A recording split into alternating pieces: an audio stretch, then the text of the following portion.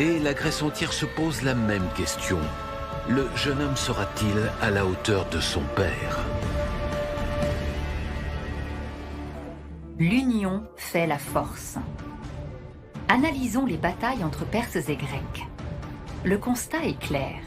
Sur le champ de bataille, l'armée grecque domine.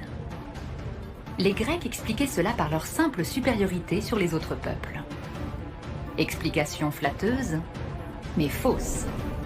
Les véritables raisons se situent comme toujours dans l'entraînement, la discipline, la qualité de l'équipement, l'expérience et l'esprit de corps.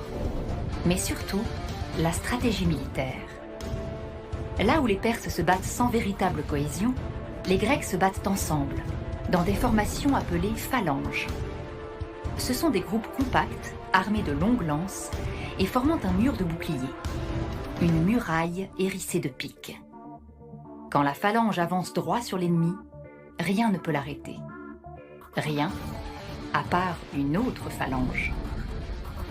Face à un ennemi supérieur en nombre, les phalanges peuvent tenir une ligne de front, mais elles ne peuvent pas remporter la victoire à elles seules. Elles sont accompagnées d'une cavalerie lourde sur leurs flancs, dont le but est de prendre l'ennemi à revers.